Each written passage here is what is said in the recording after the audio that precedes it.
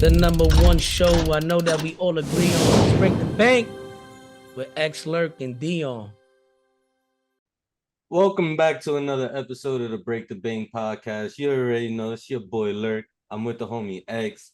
Dion, of course, couldn't make it this week, but today we got a very special guest, the betting guru, Jerry, aka Parlay J from Diamonds.com. What's good, my brother? How you doing today? I mean, thank you for the betting guru. I'm a little washed up, but I'm trying to make a comeback. Yo, I don't know. You had a Bro, I thought I was a degenerate piece of shit till I started following Jerry, and I'm like, yo, yo, he got the sickness way worse. He's like, Yo, yo, bad. you know, in the 18 leg parlay, only left-handed hitters that start with the letter H. I don't want your fan. yo, All you when got to you do see is him, hit one. when you see him tweet out the 4-leg multi-home run parlay is when you really know like shit is crazy. But today he posted some crazy shit and it was actually looking good. How'd that go? You had the Lindor, Alonso, and a few other people on there. Yeah, it's over. It's over? It's over.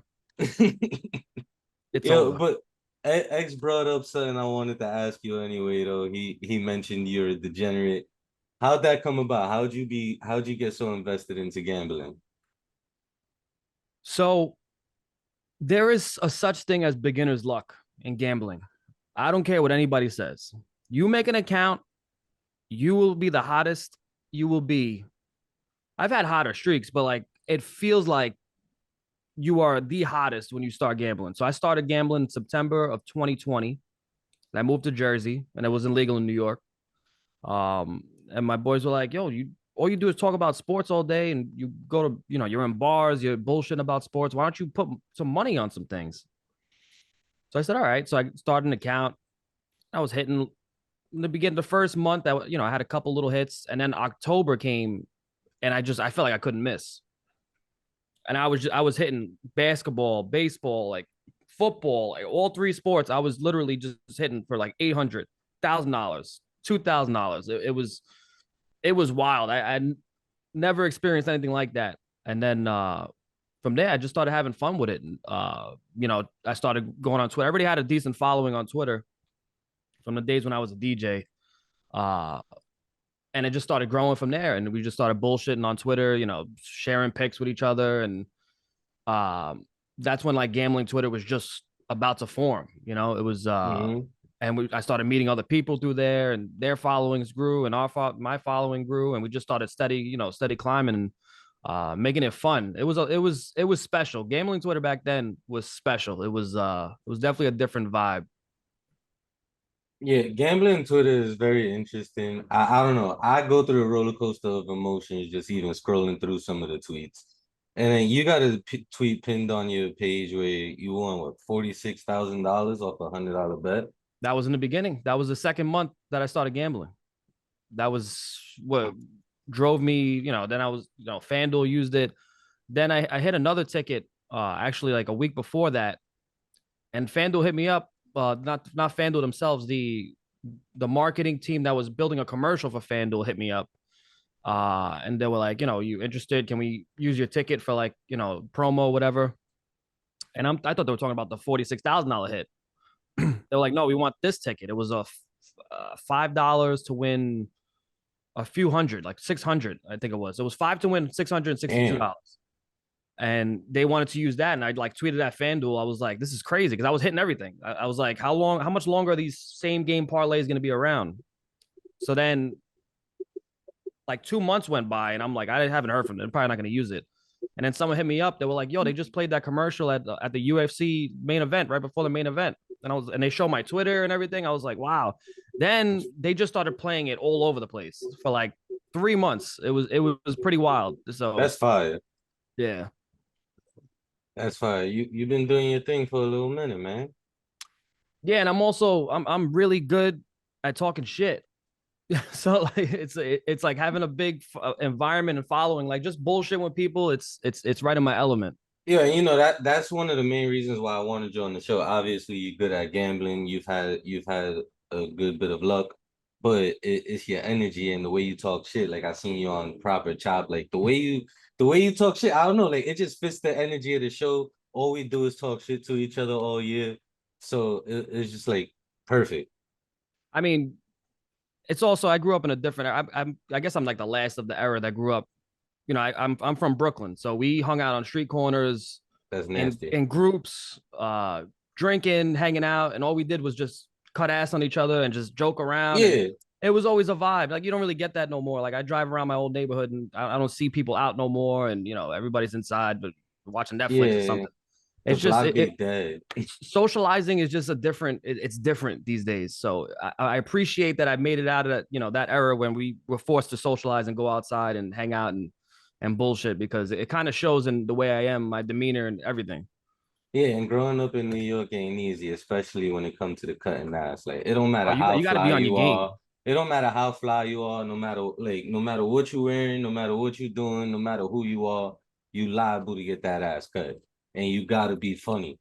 You got to be on your game, or you ain't gonna And make it. that's yo, no bullshit. Like it don't even really matter if your hands was ill. If you wasn't nice for like cutting ass, then it didn't matter. You know what I'm saying? Like it almost didn't matter. Like you had to be ready to like go to war verbally. You know But what I'm but saying? you knew who wasn't good at it though, because those be the ones that they get Yeah, mad, yeah. at the dude laughing next to them, or they just want to straight take it there and go straight to fighting. Like they're not even trying to cut jokes no more. I could beat you though.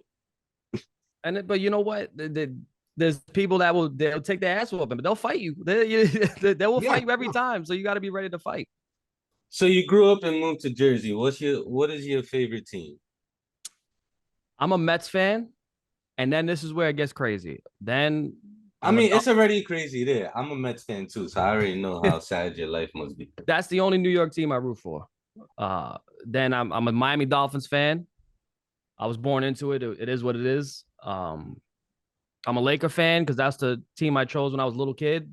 You know, nobody in my family really liked basketball that much because obviously the people like the Knicks, but they weren't real like big fans. Everybody was like baseball and football. So And I playing said, handball, right? yeah. So I was just like, all right, I like this team. Me and my boys in school, we all rooted for the Lakers, and that was gonna be my team. That was it. Quick question: was Magic still on the team, or was it the Kobe Shaq era? How old do you think I am, brother? What are you trying to say? I got a few gray hairs. I would have automatically assumed it was Yo, big Kurt Rambis fan over here. You know what I'm saying? yeah, I automatically Are want to assume it's the Kobe Shaq era, but Are you the way testing? you've Are you been, the trying to way cut you've ass? been Are you talking, the testing way me you've already? been talking, nah, it's just the way you've been talking. I gotta make sure. Yo, son, I'm pretty sure. Yo, Lurk is like 3 years younger than me, but he swear I'm an old man. So that's just what Lurk do, bro. I'm Everybody old Yo, to I'm Lurk. listen, 33. yo, we the same age, so. Damn. But you know what? X ain't lying, bro. You could be 6 months older than me, and I'm gonna talk to you like you 10 years older than me, just because it makes me feel that much younger.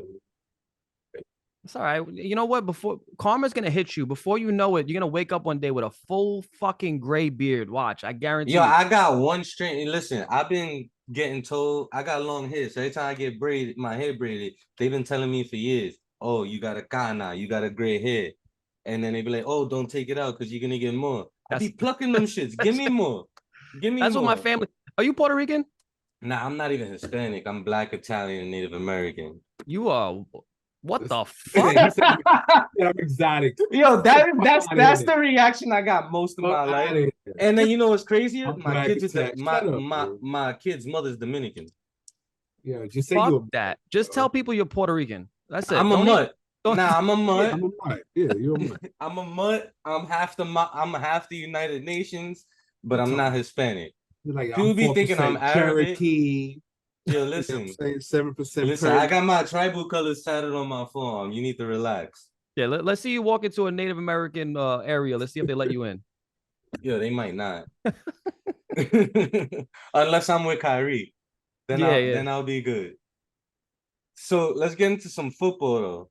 So news came out today. Travis Kelce hyperextended his knee at practice. I just drafted him in the first round. Shout out to the fantasy gods for the last 8 years, no matter what sport it is. When I play fantasy sports, half my team get injured. It's mostly the best players. True story. 1 year, I traded for Jose Fernandez 2 days before he died on that boat crash. Oh my God, you got some shit luck, brother. Yo, like that's how bad my luck is. And then this year in one of my leagues, draft Travis Kelce in the first round because I had the 5th pick. So I was like, I could go running back, I could go receiver, but I don't feel like all the players I felt like would have been receiver 1 or RB1 were taken already. So I'm like, let me just get Kelce. I got tight end 1, move on from there. Mm-hmm. Drafted TJ Hawkinson by accident in like the 5th or 6th round. Went to get Rashad White, and I drafted Hawkinson by accident. And now, as the fantasy gods like to toy with my emotions, it works out in my favor. Shout out to Travis Kelce for the hyper extended knee. I officially hate you. See, I got the reverse luck because I drafted Sky Moore. I'm in 2 leagues, and one of my main targets was Sky Moore. Draft him late, and now he's gonna go off. If Kelce's sleeper out, pick. Yeah, sleeper pick. Kelsey's Yeah. out. Sky Moore should get like 15 touches. He might even get a few rushes because they like he to does get everything. they like to get a little frisky with that offense. But what is it? Chris Jones also not gonna be playing, holding out, talking about he won't play till week 8 unless he get that extension he looking for. Chiefs play the Lions on Thursday. I'm not a Lions fan, not a golf fan, but they did make some improvements in the all season. Without their best pass rusher, without their best offensive weapon besides Mahomes, obviously, are the Chiefs still gonna win this game? So the first football pick I gave out like 2 weeks 2 weeks ago, someone asked me, I was on a show and they said, give one pick out. And I said, Lions +7. The Chiefs are notorious for Super Bowl hangovers. The Lions are going to keep it close here. They're a gritty team. I think that's too many points. I don't know if the line moved since then. It was It +7. moved since the injury. It moved to +5. +5 now. All right, so Yeah, +5 a little more I risky, like it at but +5. I would have been all over Lions at +7, but at +5, +5 a little risky. I could see them No. keeping it within a touchdown. Maybe in that even number too. You could, you void, if so if it's a 7-point game, you don't got to worry. You get your money back. But 5 is a little risky. so they Chiefs are got notorious for not covering, man. So I would just honestly, I'm probably gonna stay away from the line, and I'll probably just like take some player props or something. But I don't know. That's speaking of best weapon out. Sky Moore, his rookie season was in. We'll see what happens this year. Jerry, you obviously high on him. They still got Pacheco and Edwards Hilaire and like 17 other running backs on that roster. Like they like to go by committee. But without Kelce and without their best pass rusher, which means that the defense is probably going to spend more time on the field than they want to. Mahomes is at 285 and a half passing yards right now. You taking the over or under on that? If I gun to my head, you made me pick one side of that line, I'm probably going to take the under because the Lions are going to try to ground and pound, run that clock.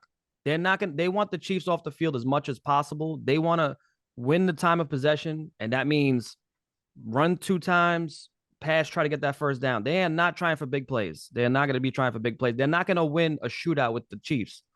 So for that reason, I would take the under. oh, yeah. And without Kelce there, kind of like operating in the middle, they're gonna play back and they're gonna tell the Chiefs, you better dick and duck us to death. We'll give you 5 yards. We're not giving you 30. You know what I'm saying? And so that's gonna chew up a ton of clock. So I think yeah, I would take the under probably on that. And Tony I like out the too, I under think. on there. Tony might be out, right? Yeah, Tony. That's why I wasn't mad at when the Giants traded Tony. Right, He's made of this glass. dude, he can't. Yeah, he can't stay healthy. Like for nothing in the world. One prop I'm definitely gonna take this weekend for this. This game anyway, because this is the Thursday game. They got Jahmyr Gibbs, NFL debut, 37 and a half rushing and receiving yards combined. Oh, I'm taking the That's over. not right. That's not accurate. You're That bullshitting. can't be. You're bullshitting. I'm serious right now. You're full of I'm shit. serious right now. Yes, they got it at over 37 and a half, minus 115. What book? Wait, no, wait. Yeah, I was bullshitting you. I was bullshitting you. It's at 72.5, which is still legit. They got him at 37.5 rushing yards. Yeah, Uh, that makes more I'm sense. taking both. I'm taking both. I'm taking the 37.5 rushing yards and I'm taking the 72.5 rushing and receiving. After what I saw this preseason and what I saw from the Giants joint practices, he's gonna be another Darren Sproles. He is. And with that speed and how small and elusive he is, he should easily be, even if they do go by committee after they got Montgomery, he should easily be able to eclipse 100 scrimmage yards almost every game. And they like to abuse these young running backs. They will abuse them into the ground and before they get paid and then dump them to the curb. So they are gonna use and abuse this guy for the next 4 years. And then whatever's left over, all right, see you later. I also got him on my fantasy team, so I need him to do really good. What round did you get him in second? No, He was did I first. get him in the second? You I got think it Kelsey was in the this. first. No, I got him in the third. I got Kelsey in the first, Garrett Wilson in the second. No, did I get him in the No second? way you got him in the third. If you got him in the third, I want to be in your league next year. Yo, this is my cousin's league. So, I mean, based off of my cousin, I'd say that I have a good chance of winning this because if he's the commissioner and I have no faith in him winning, I definitely got a shot. But I mean, 3 out of 4 year champion in fantasy football, I'll take that. Moving Yo, on to the Sun. fantasy leagues is the best. It's easy money. They say there's Say no that such again? thing as free lunch. Playing in fantasy leagues with dudes from the hood is the easiest Oh, money facts. you'll make. Facts. It's the easiest money. You know what I'm saying? Like playing with white folk is different, but when you playing with I'm like, yo, bro, I know you. I know you don't even got cable in your crib. You don't know who half these people are. You know what I'm saying? But Yo, so in the group chat today, like in my cousin's league, one of the dudes proposed creating a new league. This one is free though, no money involved. But it's called the Reaper League, where one team doesn't get to draft and only gets to pick from the waiver wire after the draft is over. And then he has priority each week on the waiver wire. And whoever he beats each week, he gets to steal one player from that person's team. What the fuck? I heard of that before. I say, yo, sign me up and I volunteer to be the Reaper. I'm gonna have so much fun pick. And then I think they said it's only like 8 or 10 people. So I should still be able to get a decent enough team from the player. Because there's really only gonna be 7 or 9 teams drafting. So I should be able to get a decent enough amount of players from the waiver wire to win a couple weeks and steal some studs and then take over. That's a good concept. That shit fired. I was like, yo, that shit sound interesting.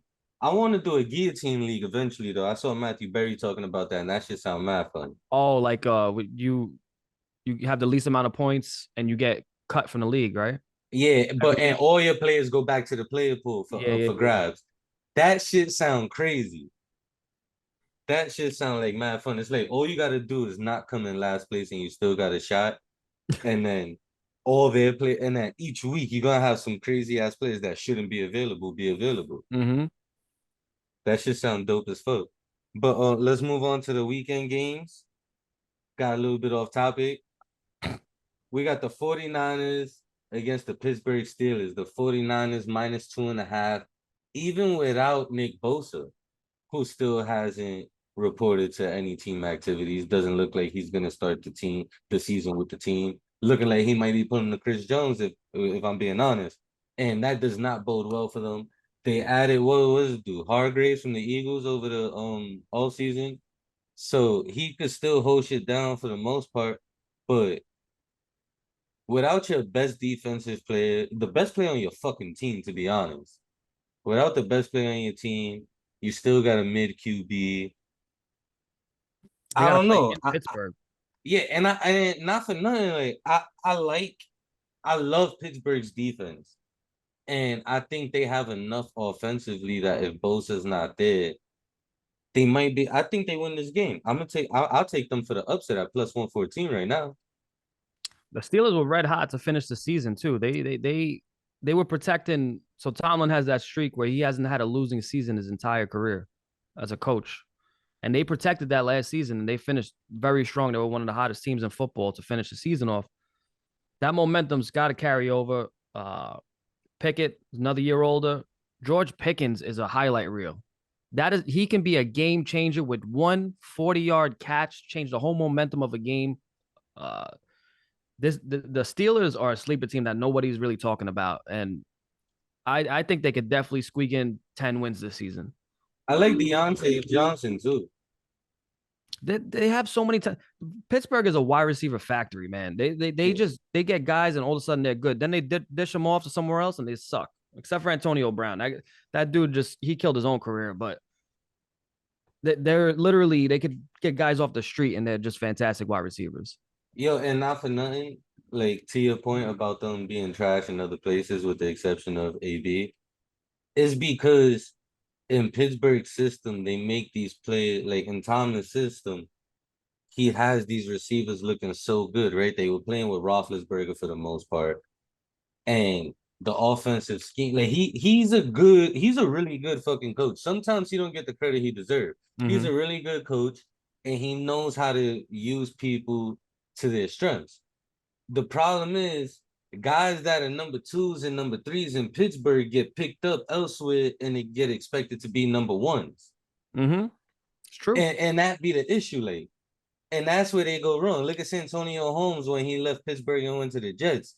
See, like the Giants were successful when they stole Plexico Burress from them. Even though he was a 2 over there and he was our 1. It worked out. But that's what 1 in a million chances with those people. But he also he wasn't expected to be a 100-yard receiver. It was the defense, and he just came up with big plays at the right time for them.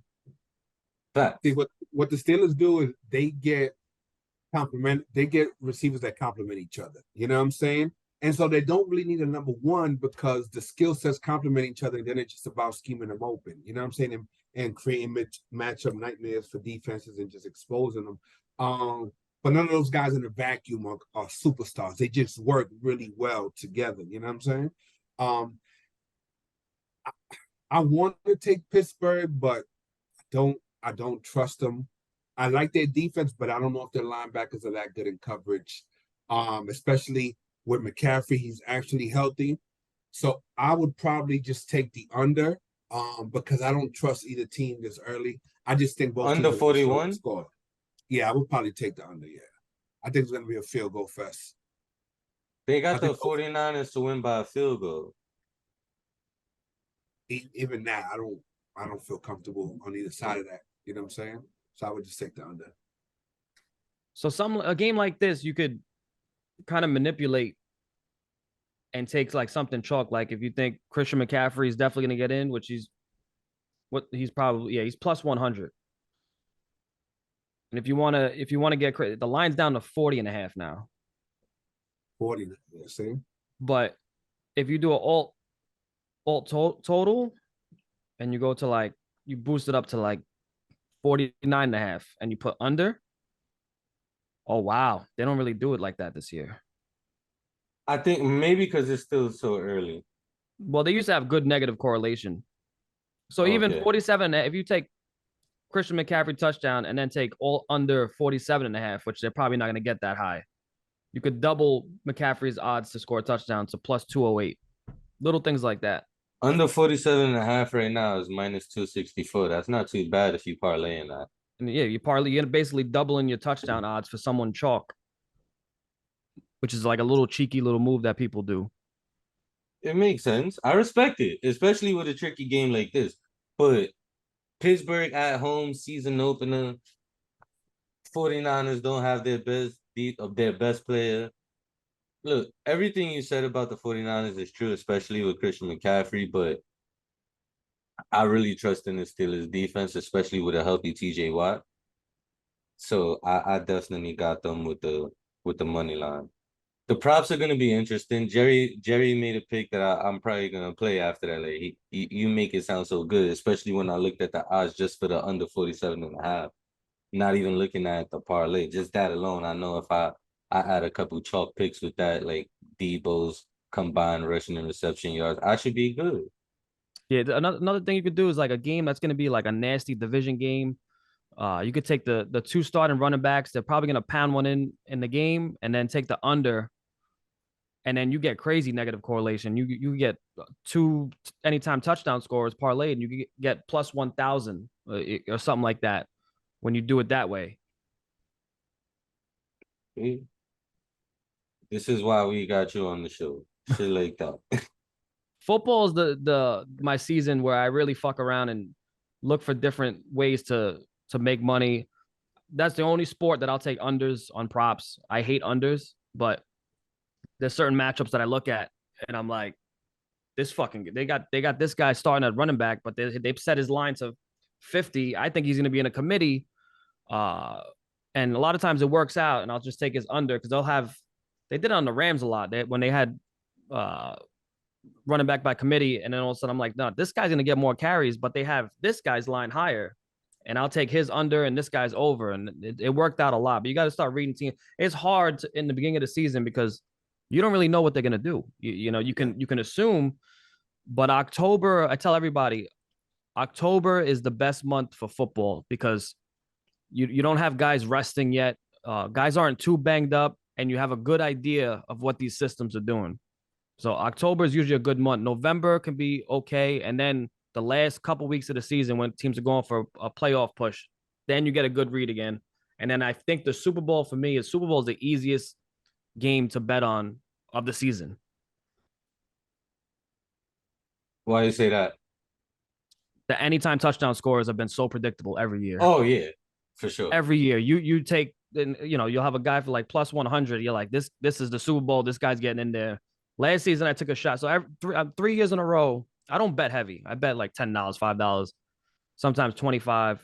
But for the Super Bowl, I take one touchdown score and I put 250 on it.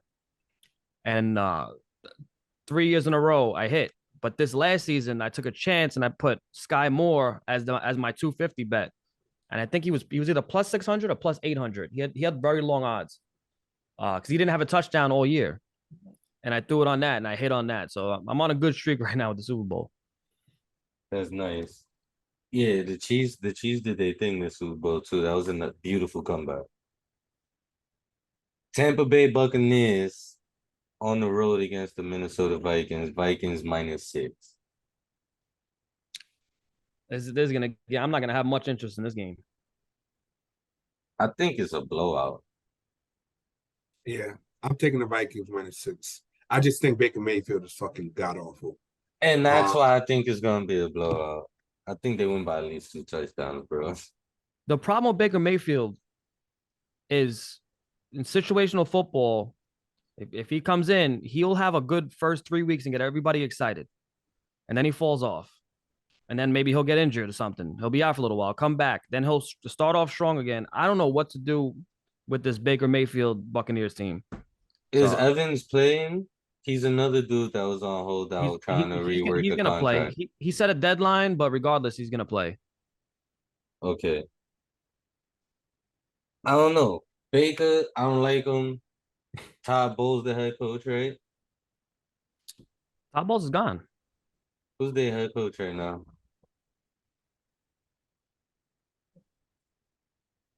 Oh, he's still there, Todd Bowles? Right? There's only year 2, right? Yeah, Arians left last year. So Todd Bowles, like I just have no interest. Zero history of success. Baker's trash. I have no interest in the Bucs this season. Zero. Yeah, and they have so many offensive weapons between Rachaad White, Mike Evans, Chris Godwin. We don't even know what Rachaad White is yet. We really don't. He could either be we saw him at his peak, which is or he has more to offer. Who knows?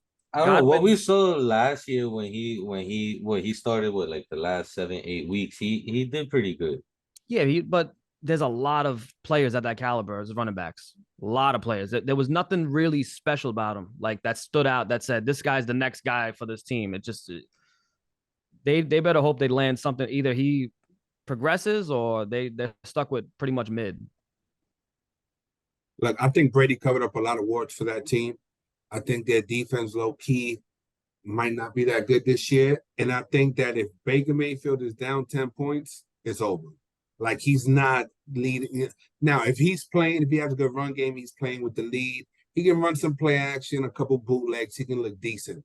But if he got to drop back and just air it out, that's not going to work. So yeah, I think they win like 5 games this year. I think they stink. I'm with you 100% on that. I'm taking Vikings -6. That -110 feels like easy money. Next, we got the Ravens and the Houston Texans. Ravens -1, -10. Over-unders at 44. I'm just curious to see what Lamar Jackson's passing line is going to be for this first week, because this is going to be a whole different Lamar Jackson. He's paid. They got to protect their asset. There ain't going to be no more Lamar running around the field like the way he was in the past. Now he's going to have to be a pocket passer, which a lot of people talk shit about him. The guy can pass the ball. The guy can pass. I don't know where the stereotype came that he can't pass the football. He's just so talented with his legs, it overshadowed everything. He is not Justin Fields. Justin Fields can't pass for shit. Justin Fields showed some flashes, but he has terrible decision making, terrible accuracy. Lamar Jackson can literally hit guys in stride 50 yards down the field. I'm curious to see, now they got weapons around him. Zay Flowers is going to be something special to watch. There's going to be, I want to see what the week 1 line is for his passing yards and see where we go from there, because I think he's going to blow that out of the water week 1, maybe 250, 275 passing yards. And I think they're going to set it low to like 230, 240 around there. And then I want to see what they do the next week and the next week. And if they're going to keep disrespecting him as a passer, I'm going to keep pounding his passing line. And I think they got a new offensive coordinator, right? Yeah. I don't think from Greg the Chiefs. So I would take Lamar Jackson over passing. No, the No, I'm Chiefs sorry. offensive coordinator went to Washington. I'm thinking of Washington. My bad. Which is why we'll get to it later, which is why I'm high on Antonio Gibson. Yeah, I like the Ravens -10 on this, but I also like the over 44. I think that they have a lot of weapons on this offense, and whether he's passing or running, they should be scoring a lot of points. We saw it last year when they were fully healthy last year, even with less offensive weapons and not as talented receivers as what they have on paper right now. The Ravens scored a lot of points last year, especially in the first half. They get off to a quick start and they start going crazy. I'm not so high on the defense, which is why I think Houston could put up at least 10 to 14 points. And if they do that, I think this over 44 hits. And then you trust a rookie quarterback to put up points? I trust them to get some points on the board against the Ravens. I don't trust the Ravens defense. I don't trust the Ravens defense. If you're gonna start, as a rookie quarterback, you want to go against the Ravens secondary is so confusing, man. They, on paper, when they're healthy, look very good. They are very rarely healthy. And then when they got healthy, they weren't on the same page. So you're not going to be facing this lockdown secondary. But you never know. On paper, it's a different story. But to be a rookie and to step into a game versus a storied franchise like the Ravens that had success for years and years and years, that's a tough task in itself. So we'll see if the lights are too bright. Yeah, and they on the road. But look, all they gotta do is get 10 to 14 points. That's all I need from them. That's all I expect from them. I don't expect them to get shut out. If they get shut out, that's crazy. Like, I know it's a rookie quarterback, shit franchise, but you're still professionals. You made it this 10 to 14 points ain't asking for much. The first drive is going to dictate a lot as far as confidence. Yeah. Look, if the Ravens can't stop the run, I think I'll be all right. Honestly, who's generating a pass rush for the Ravens?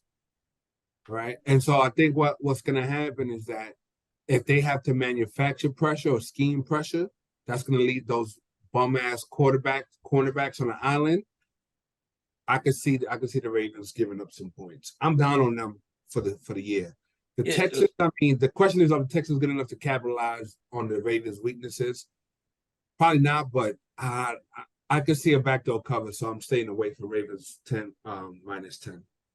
I wouldn't. I think the Ravens are going to have a lot of shootout potential this season, especially with them passing more and having talent to pass to now for the first time, which can obviously rattle young quarterbacks playing from behind.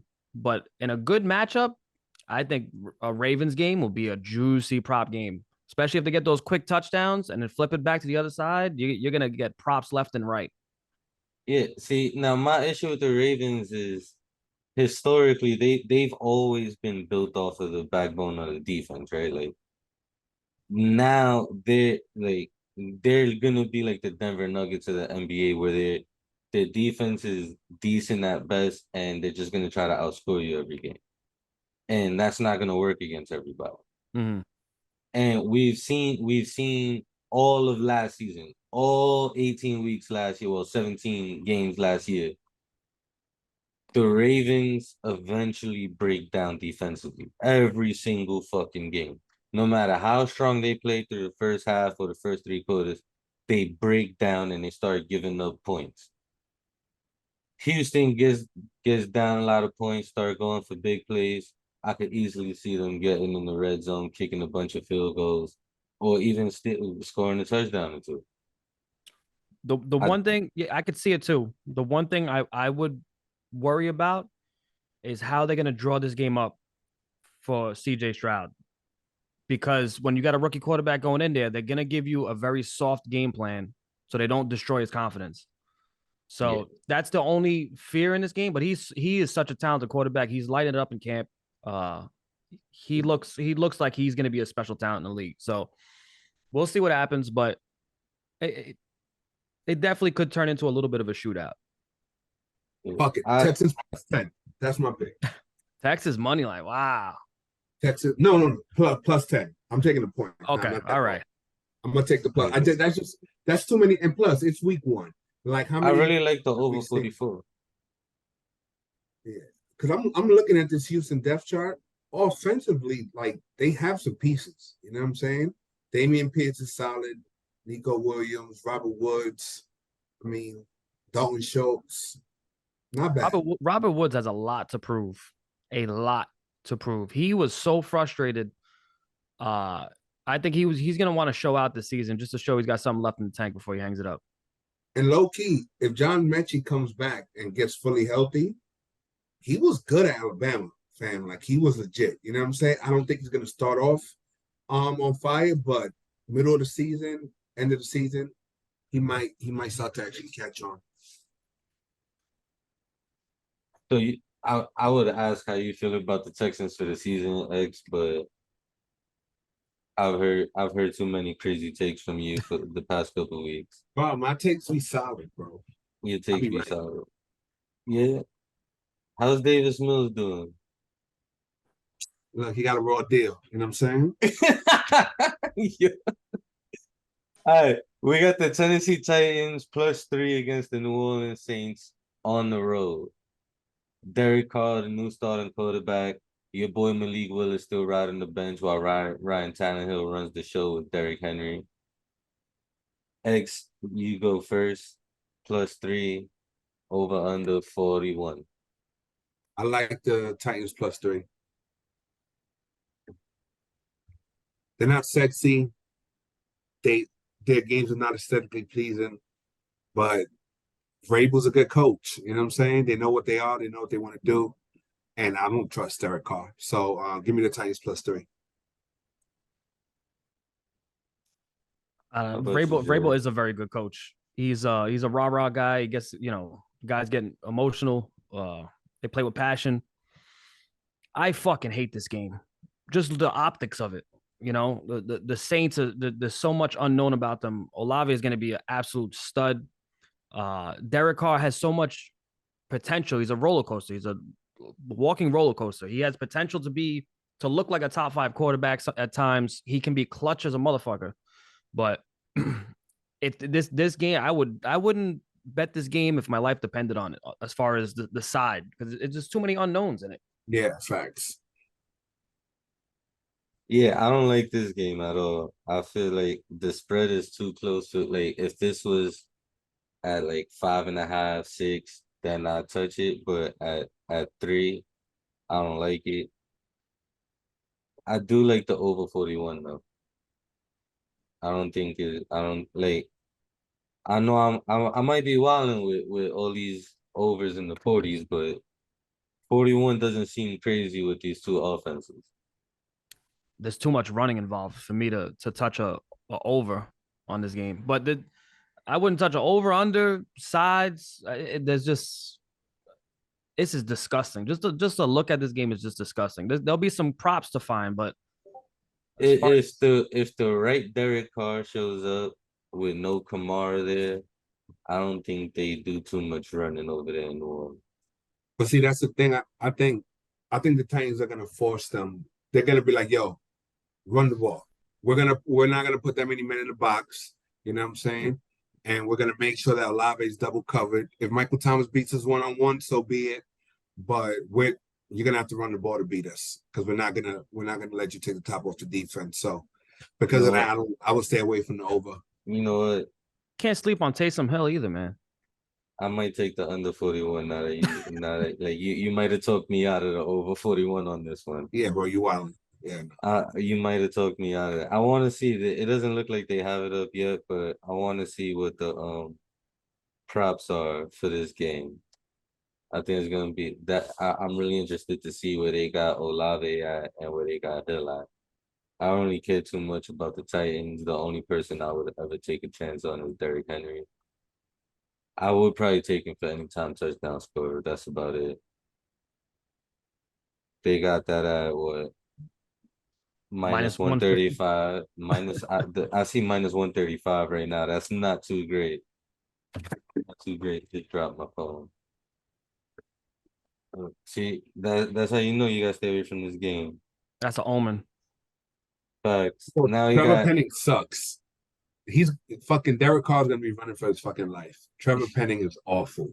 You know what I'm saying? you looking at the offensive line right now? Yeah, I'm looking at the offensive line and I'm like, Cesar Ruiz that, but Trevor Penning stinks. Rams are good. Next up, we got an AFC South divisional rival matchup. This is a team I'm really high on this year, the Jacksonville Jaguars. I like what they did this all season, especially the addition to Calvin Ridley. I think Trevor Lawrence takes another step forward. -5 on the road against the Colts. I know your boy, the apple of your eye ex Anthony Richardson is on the other side of the field, but I think the Jaguars gonna violate these dudes on their home turf. I'm gonna take the -5, but I think I'm gonna also take the under 45 in this one. The Jags are going to be a powerhouse on offense this season. Trevor Lawrence is all set up to take that next step. They should this season, especially with Calvin Ridley, they should take that leap and have a very smooth offense. The Colts are going to be fucking terrible. They are going to be horrendous. This is a rebuild year. I don't see anything promising about the Colts. They're throwing Anthony Richardson to the Wolves. I think this is a game that I would consider taking the Jags on the spread because I don't think the Colts will be close to keeping up in this game. All they gotta do is win by 2 field goals. I don't think that's too much to ask of the Jaguars in this situation. Also the Colts, I don't think they've won a season opener in like fucking 10 years. Yeah, so I'll take the Jags. X, I know you don't want to do it, but you gotta go against your high school sweetheart, Anthony Richardson. Now, see, I think there's a disconnect between what people think Trevor Lawrence is gonna be and what he has been. Truth be told, his decision making is not that great. You know what I'm saying? I don't trust his offensive line. I love the weapons. I love the skill position players. I don't trust that offensive line. Give me the Colts, man. Give me the Colts with the points. I think we continuously saw his decision making improve as the season progressed last year. And I also think that we saw that offense continuously get better and continue to grow chemistry. and we saw that throughout the entire season. They didn't really have health on their side, but they still made the playoffs. And they in a weak division.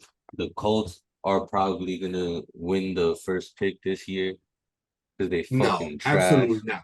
The Cardinals got that. Yo, So they're cold. both hand in hand, absolutely garbage, especially as long as Jonathan Taylor does not see that field. Both of them should start the season 0-4. I don't remember their schedules off the top of my head, but we've gone through it in the past. Both teams should start the season 0-4. We'll go from there because Taylor, that's when Taylor's eligible to come back week 5. But If you could Cardinals tell gonna me, be dirt. if you could tell me where any of their offensive linemen went to school other than Brandon Scherf, I'll Venmo you $10 right now. Yeah, I can't tell you where the offensive lineman on my Fine, own Jerry. team I'll went put to school. the same bet to Jerry. Walker Little, Luke Fortner, Anton Harrison, Walker Little. If you can name where any of them went to school, $10 Venmo right now. That's it? Broke motherfucker? $10. You don't bet big, you know what I'm saying? $5, $10.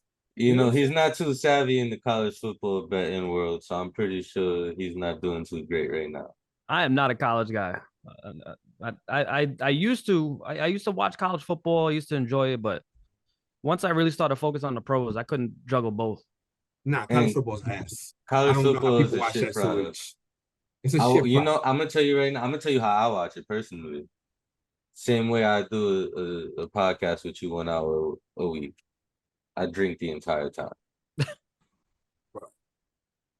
It's just how I get shit done sometimes. Like when you If that's what you want to blame for your alcoholism, I mean, fine. I'll be the face of your nah, alcoholism. I'm not blaming y'all for my drinking habit.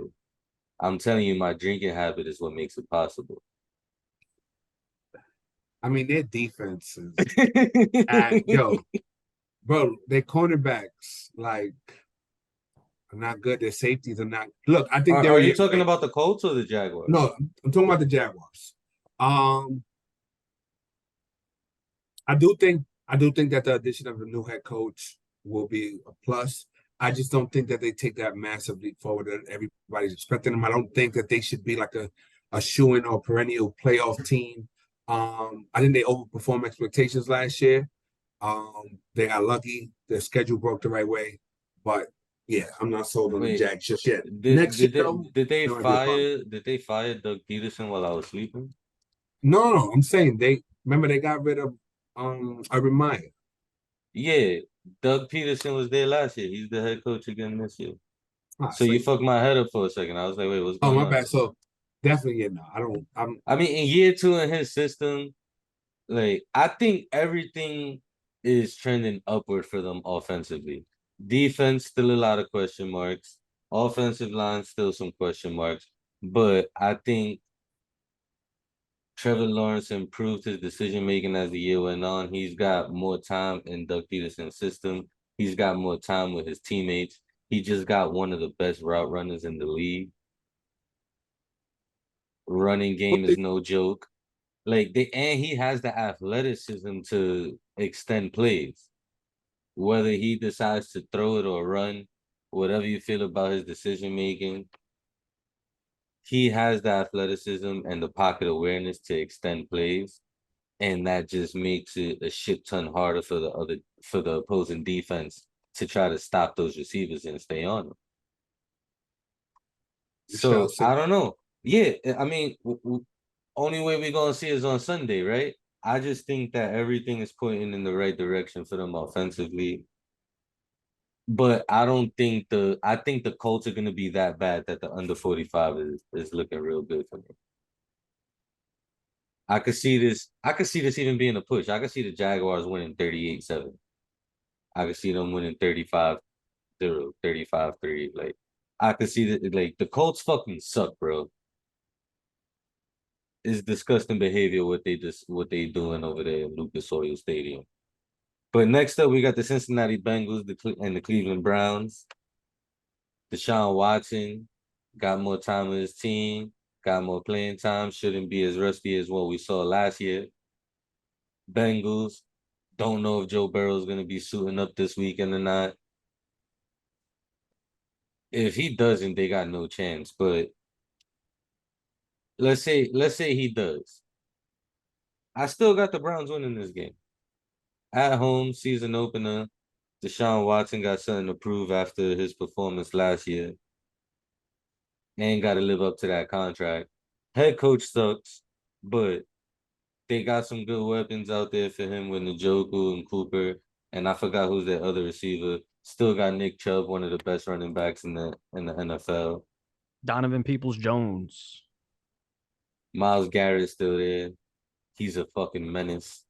The dog pound is hard to play in. It is it's one of the hardest places to play in. A lot of people don't talk about it. Cleveland is a hard place for a team to go into. They are loud. Those fans are loud. They're passionate.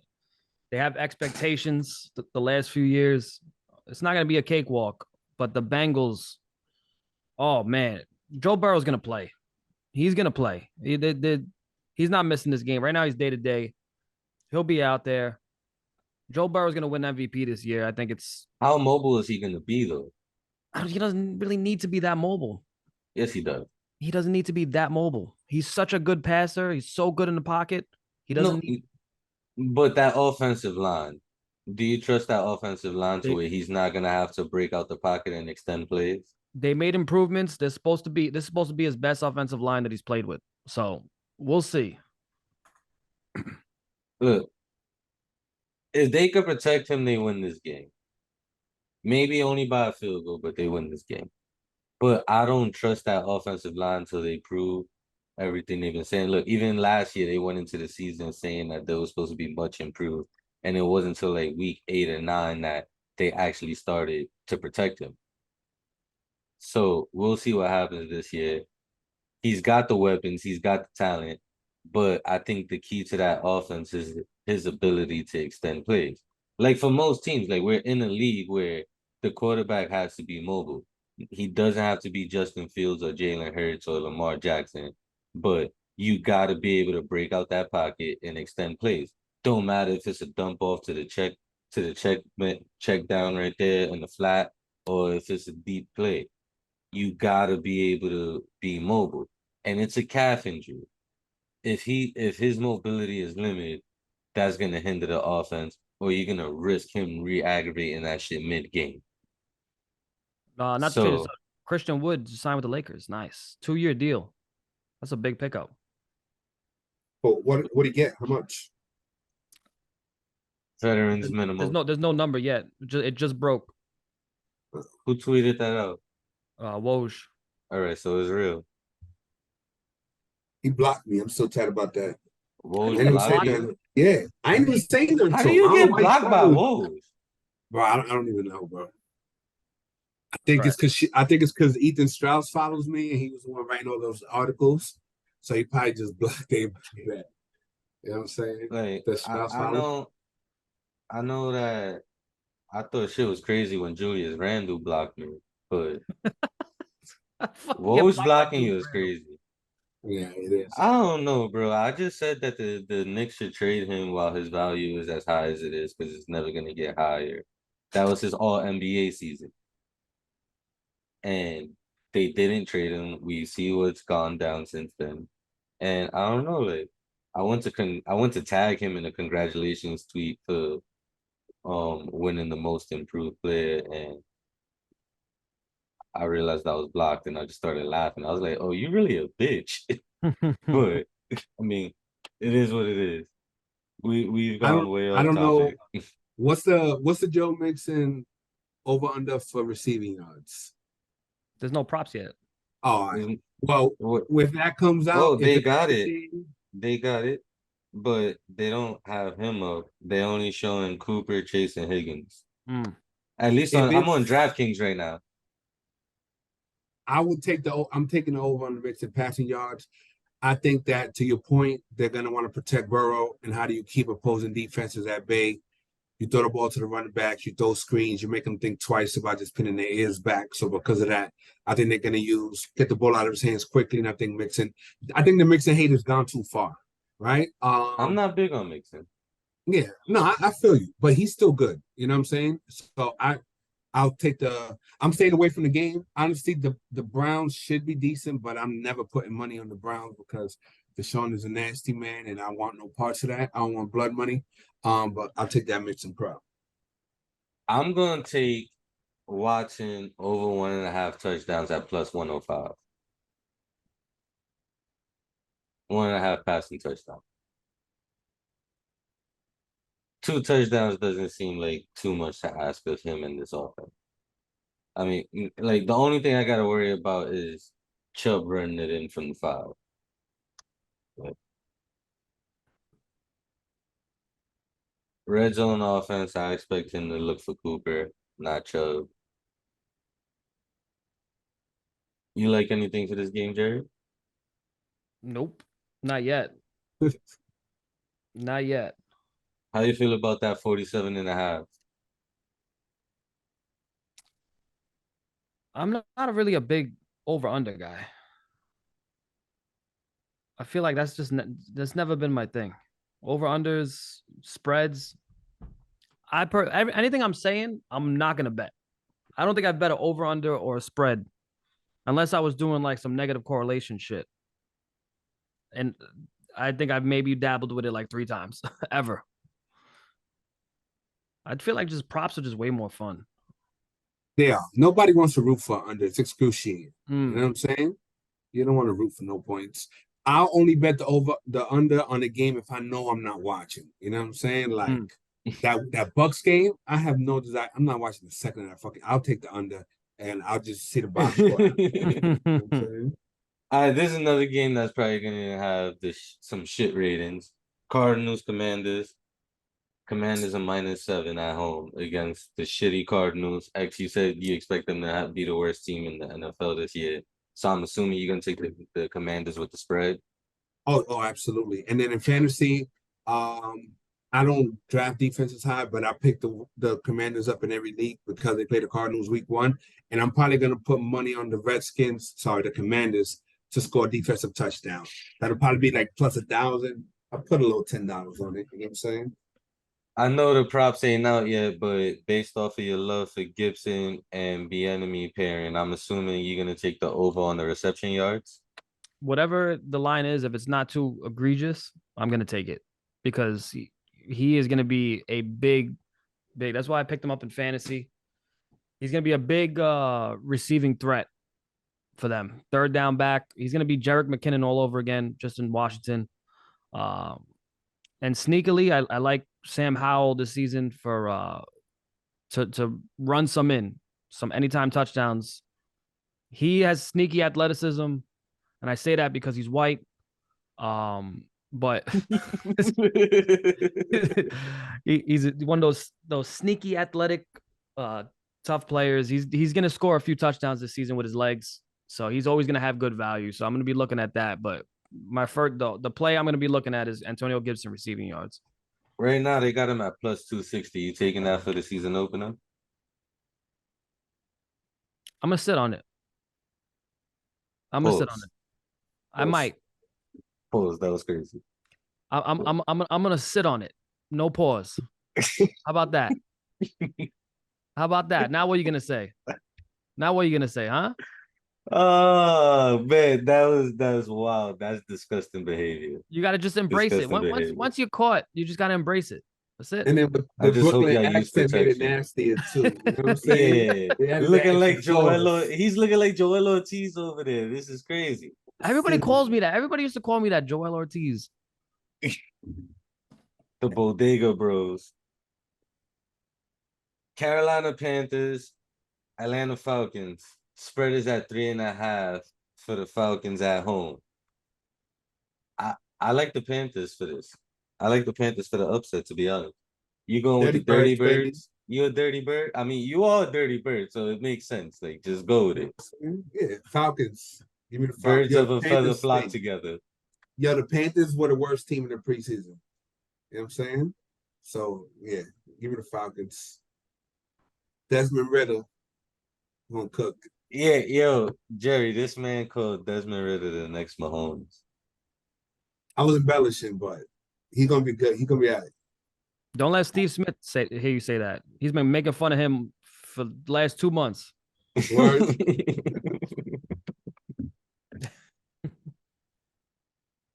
I don't know. This is gonna be an ugly. These are two ugly teams. Besides Robinson, who's probably gonna be the offensive rookie of the year, Kyle Pitts doesn't look like he's gonna have much of an improved role over last season. It's a mess. This game is a mess. I'm probably not gonna be betting on anything in this game, to be honest. I can't bet on every game. I'll be homeless. Yeah, I feel you. If I put a bet on this game, it's gonna be Bijan Robinson anytime touchdown score. Yeah, that's the only look I would even look at in this game. Yeah, look, even the bookies don't even like this one. They got it at 39.5 points. Nasty. More exciting game. Your team, actually, the Miami Dolphins with a questionable Jalen Waddle, who I hope plays because he's on my team. Going up against the Los Angeles Chargers on the road. They're going over to San Diego. The spread is at 3. You got your Dolphins with the upset? Of course plus 140. Now, is that emotion or is that logic? Of course it's emotion. of course it is. So there's a long fake rivalry going around with Tua and Herbert. The Dolphins had the choice. It was going to be Tua or Herbert. Obviously, there's been a lot of smack talk between the fan bases the last couple of years. I think Tua is the better quarterback. Listen, Justin Herbert, all respect to him. Tua is unbelievable. He's a top 5 quarterback. I don't care what anybody says. He is a top 5 quarterback. Look at the stats last season when he was healthy. When he was healthy, he was him. I'm telling you right now, Tua is going to, if he's healthy all season, every stat is going to be top 5 in football. Passing yards, passing touchdowns, completion percentage. And then you could look at the advanced stats. You could look at accuracy downfield, mid-range. Everything is going to be, he is way underrated. And I like it that way. You know what? Keep talking shit about Tua. All right. I watched the film. He can ball. And the little things that Tua does that people don't realize is like going through his progressions, making his reads. He doesn't give up where he's going with the football. He'll make a move to draw a safety into coverage to the left side. And he knows the entire time where he's going on the right side. There's a lot of little things that Tua does. Justin Herbert fucking sucks. And I know it's emotional. It's emotional, all right? I fucking hate the Chargers fan base. I hate them with a passion. And it's a shame because Justin Herbert's probably a very nice person, but I root against him every week. Every week I root on his downfall.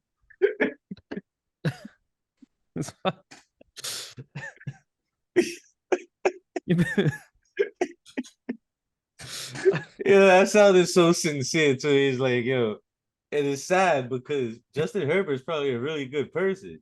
He probably donates to charity, all kinds of shit. But fuck this guy, man. I can't deal with it no more. X, which way you leaning on this game? Spread is at 3. Chargers are the favorites. I don't trust Tua, and I don't trust the Chargers coaching staff. So I'm staying away. You don't trust Tua? Bro. I don't think he's top 5, but I can't say no, he's wild with that, but clearly. But you know how many times Tyreek Hill was catching passes and it looked like he was fielding a punt? Like his back, like he was facing the quarterback and just waiting for the duck to just come out of air like a fucking paper airplane. Fucking Tua got a limp dick for an arm. That's why they got to throw everything 10 yards on there and just hope their playmakers, you know what I'm saying? That's not true because that's a misconception. And I'll tell you why it's a misconception. Tua throws the ball into areas of the field where the defenders can't get them. He doesn't overshoot Tyreek, but he'll put it where Tyreek can make a play and the defenders can't. So it looks a little funny, but it always works out. And why did Tyreek Hill have his best season with the Dolphins last year? Because his coach was able to scheme him open. And he's a good wide receiver that nobody can cover one-on-one. And what McDaniels did a good job of is saying, we're gonna get him in motion. We're gonna stack the formation to where you can't double team him. And he was getting one-on-one and just blowing by cornerbacks to the point where there wasn't anybody within 5 yards of him. You know what I'm And saying? they don't Like, have Travis Kelce. they don't, but Jalen Waddle's legit. You know what No, I'm saying? I Like, fuck with Jalen Waddle heavy. But and he was eating too. But when he was on the Chiefs, everybody was eating, but especially Kelce. Yeah. Like they don't and their running game was sus for half the season too. Say what you want about your boy Mostert or whatever, but until Jeff Wilson got there, and then even then, like it was still kind of sus. But then at that point, you already had the injuries at quarterback, so it don't like you can't really judge everything too much. But the team wasn't Jerry, let me ask you a as question. talented offensively. Let me see if Jerry's gonna keep it a buck. When Fitzpatrick was with y'all and you had to win that last game to make the playoffs, did you want Fitzpatrick to start or did you want them to bring Tua in for that game? Who did Tua you was feel a more rookie. comfortable with? But who did you feel more comfortable with? The veteran. And what has Tua done since then? Like He's improved every single year. You look at all his numbers last season, as far as accuracy, it is through the roof. Number one, number two, downfield, air yard. He led the league last season in air yards. He was really good until he was laying on the floor throwing up gang signs on national television. Tua was really cooking up last year, but I mean, I guess what X is trying to say, like, is mostly because of the weapons he had, and they were making shit happen and covering up the. Bro, if I had Tyreek Hill and Jalen Waddle running crossing routes, running away from cornerbacks 10 yards away from me, I could hit the motherfuckers. No, you can't. Yes. No, you can't. Yes, you gotta. You don't understand. You don't watch the Dolphins the way I do. The accuracy and the way he leads defenders away with his style of passing leads these guys to be open. I'm telling you, there's a whole film breakdown on how Tua gets these guys open with his eyes and his movement, and it throws off the coverage. The only time defenses really fucked up the Dolphins is when they took the underneath route away and they took that whole middle of the field out.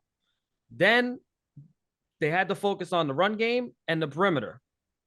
And then that was something new because McDaniel's system is all about cross routes, mid range. Like that really fucked up the Dolphins. They started doing that, I think, right after the Niners game. They started changing. I think it was the Chargers. Somebody set the blueprint for it when they took away the underneath, and then they adjusted, and now they have to adjust. Now it's a whole new season, and they're fully ready for it. They're ready for what the defense is going to bring. Once they scheme around that, there ain't nothing anybody could do. That was the only kryptonite the Dolphins had last season. We've talked about a Florida team for way too long for my liking, but so we're gonna just move on to what I would have assumed would be a beatdown. I know it's the season opener and they on the road, but they only got the Eagles as 4-point favorites against the Patriots. It's Gillette Stadium. That's the problem. I get all that. And I think the last time that the Patriots played, I think Belichick did a good job of making Hurts beat them with his arm. And he threw a lot of looks at Hurts, and that was before Hurts was really evolved. But I just think Mac Jones is going to be in hell. So I'm taking the Eagles. It looks like the sucker bet of the week, but fuck it, I'm a sucker. I'm taking the Eagles. I'm gonna take the Eagles -4. I might even do alternate spread and push that down to -6.5. Let me see what that look like. Did they even let me do it? Yeah. If I bring that to 6.5, that's +124. I like that a lot. I don't like. I know it's Gillette Stadium, Jerry. I feel you on that, but I just don't see how they win by anything less than a touchdown. Yeah, the Patriots are a pain in the ass though. Belichick is notorious for taking out the best player that you got and changing your whole game plan. But it is a low line. We'll see what kind of Eagles come out. I'm curious what the Eagles are going to do. They cannot keep pounding this guy over and over and making him run, especially near the goal line. He took a beating near the goal line last season. This is your star player. That's how you hurt his shoulder again and taking that beating. I'm curious to see how this Eagles how they play Jalen Hurts to start the season because they need a healthy Jalen Hurts all season long.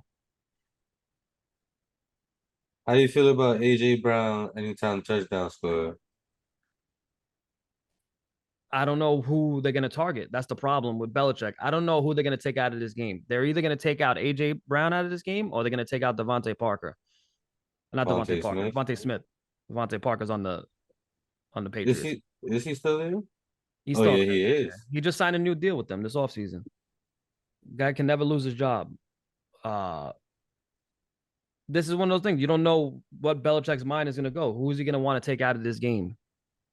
And if one is dominating the first half, he ain't going to be dominating the second half. So I just hate betting against Belichick as far as props because especially a star player. This is a time that you want to take a little bit of a long shot, especially for a touchdown score. Rams plus 5.5 against the Seahawks on the road.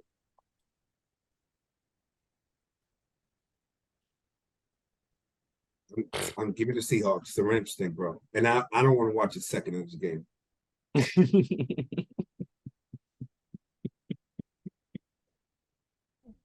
Yo, shout out to Cooper Cup. Jerry, you staying away from this game? Yeah, the Rams sold their soul for that Super Bowl. So I don't know. It's worth it. And then you got the Seahawks too. You got the receivers. They're another year older. Who's gonna fall off on that team? You know what I mean? Who's gonna hit that wall and start regressing? So the Seahawks are a team that's another watch and see team to see how their offense is gonna operate. I fucking hate week 1. I hate it. It's a nasty slate, bro. Yeah, it is. Look, slate. They got the Packers and the Bears as the pick 'em. Jordan Love, baby. Give me the Packers. You got the Packers money line? Yeah. It's a pick 'em. I mean, it's +1, -1, so it's. After all the years of dealing with Aaron Rodgers and him talking shit, you don't think the Bears are gonna want to? There's no more Aaron Rodgers. They're gonna want to beat the living shit out of the Packers with no Aaron Rodgers. Jordan Love is not Aaron Rodgers. Obviously, we know that. Justin Fields is ass though. He's ass at passing, but you can't when he gets going with his legs and you know it's coming, you still can't stop it sometimes. Yeah, like he's really the best running quarterback right now. Well, he was breaking off 80-yard runs just to make it a 24-point deficit. Like, yeah, he looks good on the highlights, but that shit don't translate to winning football games. Give me the Packers, and the Packers still got a lot of talent on their defense. They in Chicago. It's gonna be tough to win regardless of anything. But I'm gonna stay away from that one, to be honest. I don't want nothing to do with that game. I might take Aaron Jones or Justin Fields anytime touchdown score if I had to pick something, but I'll stay away from this game. Then you got the Raiders and the Broncos. Jimmy G, new quarterback for the Raiders. Sean Payton returns to the sideline, try to revive Russell Wilson's career with the Broncos. Broncos are 4-point favorites to win this game. Broncos are going to be really good this season, I think. No Jerry Jeudy, right? No Jerry Jeudy. He's injured. I think Greg Dulcich is going to be one of the best tight ends in football this season. It's a bold prediction. Sean Payton fucking loves his tight ends. Loves his tight ends. This kid has the skill set to be that next guy for Sean Payton. And nobody's talking about this kid. I think we're going to see a lot from him. Russell Wilson looks refreshed. Obviously, you change a coaching staff that a player is not getting along with. You give him some new life. A lot of people forget Russell Wilson at one point had the best stretch of football I've ever seen from a quarterback ever. It was like a 6-game stretch. He set records for passer rating in that stretch. It was unbelievable. He can still play. He ain't no scrub. Respectfully, I completely disagree. Yeah, I was about to say, tell X that. The thing is, Russ is cooked. Russ was Russ when plays broke down. He can make plays downfield. The problem is, you put him in a pocket. He doesn't have the arm strength. He's one of the short, like for him, the short quarterback thing. Really, like just watch his accuracy from the pocket. He doesn't want. Last year though, bro. His legs are cooked. He can't. Because he doesn't have the threat of running. The way defenses have to defend him is completely different. He's never had a threat to run though. No, what with his legs? He was never a runner. No, but he could extend plays. He can't extend plays anymore.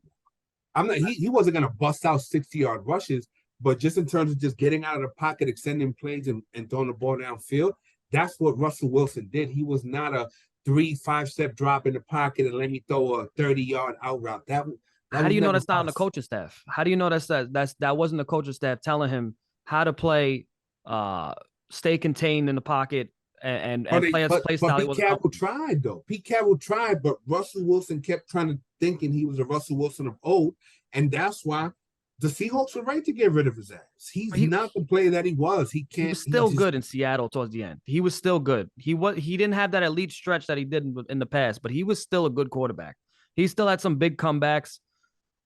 He had a horrible year last season. He looked completely out of it. He was checked out mentally.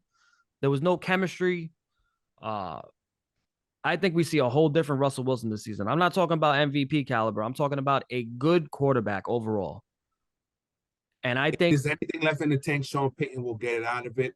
I just think he's going to rely on him to be more of a game manager as opposed to like, yo, you're the star quarterback and you're going to go out and make magic happen. I just think it's like, yo, bro, get the ball to Judy's hands, get the ball to Son's hands, rely on the running game, hit your tight end, and let's just, let's manufacture points and let's put solid drives together. But I don't. What's wrong with that? No, nothing wrong with that. I just don't think they're going to be explosive. I think they'll be all right. I think they'll be very efficient. They'll be okay. You know what I'm saying? But I could hear it in your voice. He did something to you.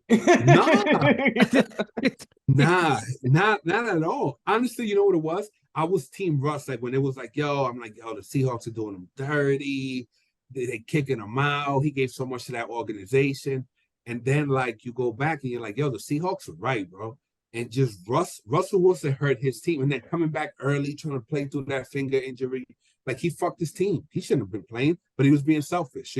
He wanted to show that the team that he was still Russell Wilson, and he just wasn't, bro. And he hasn't been Russell Wilson since.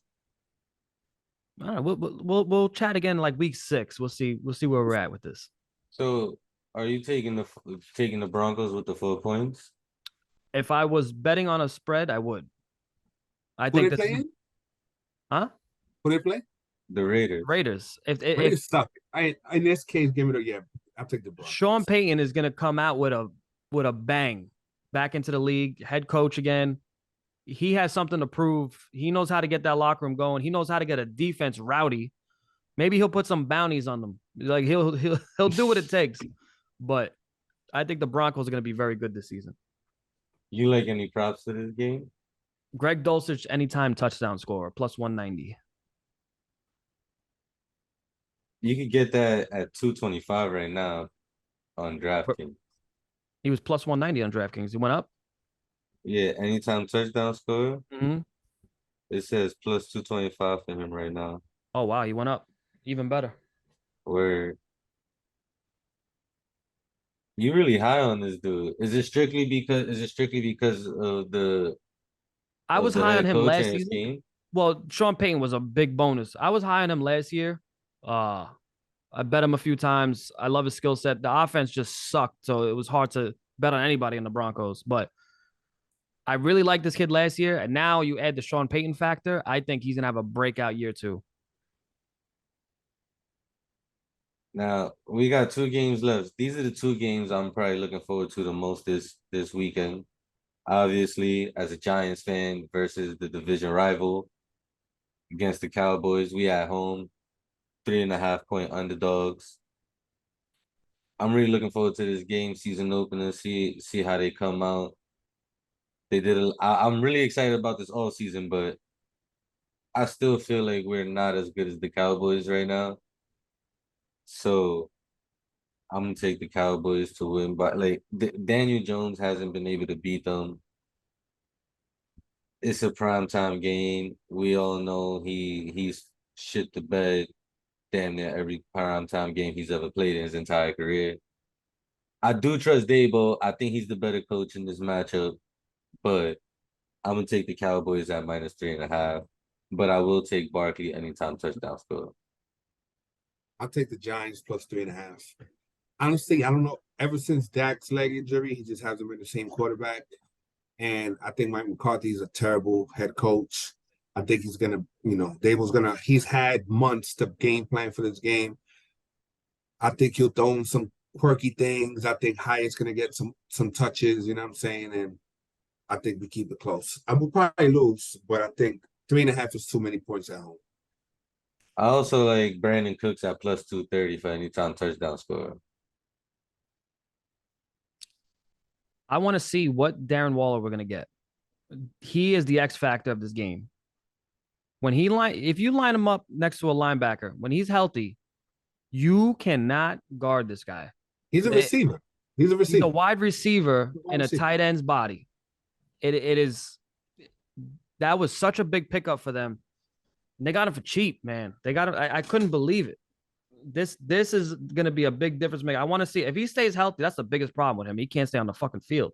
Yeah, if he stays healthy, then I think that bodes well for the Giants' entire season and this offense. But that's yet to be seen. You got him for a touchdown? I would take him for a touchdown in this game. I want to see what his receiving line ain't up yet, right? Nah, the receiving line's not up yet, but right now they got him at +185 for a touchdown. That's great value. Oh yeah, I like that. I'm going to take the over on receptions, not yardage though.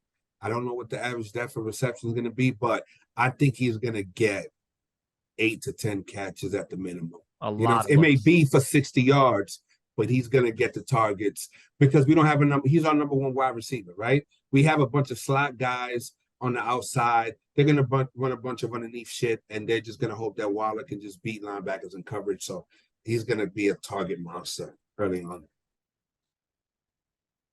Yeah, he's gonna be a guy that's gonna get you a lot of fantasy points if you're in PPR, and he's probably gonna win you a lot of money if you're betting on his props. Just you might want to stay away from the touchdowns a bit, but go heavy on the receptions, like he said, because he's definitely gonna be eating a lot. Him and Saquon should be eating a lot. A dude that I like as a sleeper to sneak in some touchdowns and some reception yards, depending on the lines, is Jalen Hyatt. I think he's very underrated. Like he's very under the radar. I'm not even gonna say underrated. He's under the radar. He's somebody people got to keep an eye out for. Don't know if the sports books are even gonna be putting him on the board, but he's somebody that I think is gonna catch people off guard this year. Well, he's like a 3rd-round pick. People not expecting too much of him in his Giants offense, but I like him a lot this season. Last game on the slate. We got the Buffalo Bills Monday Night Football on the road against the Jets. Jets are 2.5 point underdogs. This is probably going to be the most watched Monday Night Football game in like the past 15 years. Jets money line, baby. Aaron Rodgers is going to get his shit pushed in. I'm telling you right now, all the little laughs and jokes and hard knocks and everybody's vibing and everything like that. You're gonna see him throwing the fucking iPad. Reality is about to hit him like a fucking freight train. I can't wait. I fucking hate the Jets more than Al Qaeda. I hate them. Like the passionate hate that I have for this franchise. I grew up in Brooklyn being a Dolphins fan. I've been arguing. I'm banned from MetLife Stadium for fighting Jet fans. I fucking hate this whole fan base.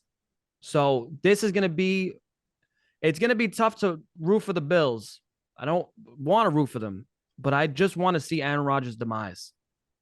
I I respect think all the of that. Bills. I think the Bills are overrated. And I think that Aaron Rodgers is going to pick them apart. The Bills still don't have a pass rusher. You know what I'm saying? They keep throwing darts, but none of those guys have really panned out. And I think Rodgers picks them apart. So I like the Jets money line. You like Jets money line. That's plus money too, plus 120. I don't think they open up the season with an upset at home. I think they lose this game. I'm gonna take the Bills with the spread. They only gotta win by a field goal. I think they win by at least a touchdown, but play it safe, take what the sportsbook give me, -2.5. I'm gonna rock with that. I'll also sprinkle a little bit on Josh Allen at anytime touchdown score. Josh Allen anytime touchdown score plus 170. I might though. I'm probably going to take the overs on Garrett Wilson. Yo, you really love that boy. Well, he's good. But I hate the Jets. I hate Aaron Rodgers. I but, think he's good too, but you talk about him. bro, he had nobody at quarterback, bro. But bro, his body control, how athletic Why are he you talking about his is. body? Pause. You know what I'm saying? Watch. He's gonna be phenomenal this year. I don't know. Yeah, your eyes are lighting up a little bit too much. Yo, you was over there talking about he's a wide receiver in the tight end's body, and I was just sitting here laughing like that's crazy. How do You you like not? any? How you not bet? You have to bet on a Cook brothers parlay. James Cook, Dalvin Cook, anytime touch, parlay the motherfuckers together, throw $50 on it, and walk away from this game. Right? I mean, I get what you're saying. Just like, nah, I'm good on that. You I feel sure? like I low key feel like I'm burning money. All right. I'm gonna show you the winning ticket. I'm gonna remember this. I'm gonna clip this and I'm gonna post it on Twitter with the winning ticket attached to it. And maybe I- I'll put Yeah, Hey, 100 I on it. don't- just post the link to the episode too when you do that. Oh, you want some free promo, huh? Of Of course. course, of course. If the odds is higher than 750, I'll take that bet. It won't be. It won't be. It'll You probably be don't like think so? plus. It'll probably be like plus Let me see right now. I'm 400, gonna tell you plus right 500 the most. Plus 500, I'll take it. If it's like plus 375, nah, it's not juicy enough. Pause. now. Nah, I'll take it. It's plus 550. Plus 550. Yeah, I'll take it. that. I'll Yeah, I'll take take that. The Cook brothers facing each other. Dalvin Cook on a new team. Big opening day. $50, you give back 325. I'll take that. I'll take that. Look how the tables turned real quick.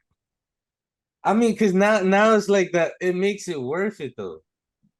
When I look at that Dalvin Cook goal line rush, Brandon Cook goal line rush, we lit.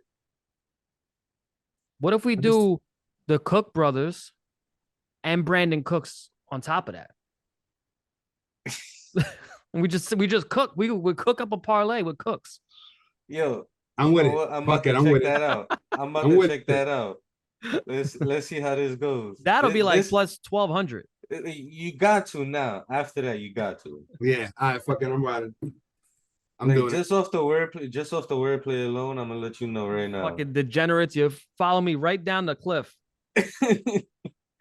Yo, a little sprinkle never hurt nobody. It makes him that much better.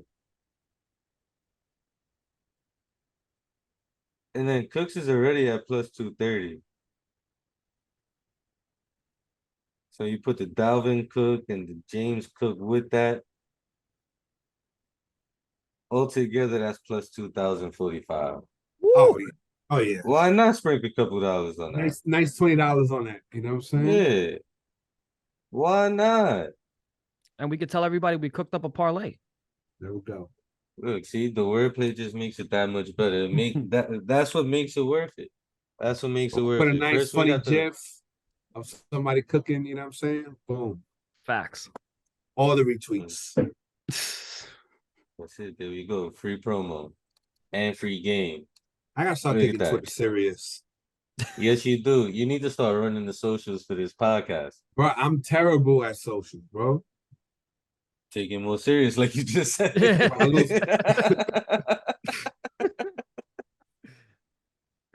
Right, Yeah, I just got Twitter to tweet about Arsenal soccer. You know what I'm saying? we're not even gonna take it. Yeah, you know what? After that, yo, Jerry, much appreciated for you having you on the show. The listeners are gonna be grateful for the picks you gave out. Hopefully, they're just as grateful for the picks that X gave out. Appreciate you coming on. Anything you want to plug in, shout out before you leave? I want to curse out my ex-girlfriend. I don't know if she's gonna see this. She cheated on me about 10 years ago. It still bothers me. If she still watches my stuff, I just wanted to say fuck you, you know. That's about it. That's all I gotta say. Shout out to her, man. Fuck her. You know what I'm saying? Yeah, fuck. That's right. Fuck that bitch. All right, fellas.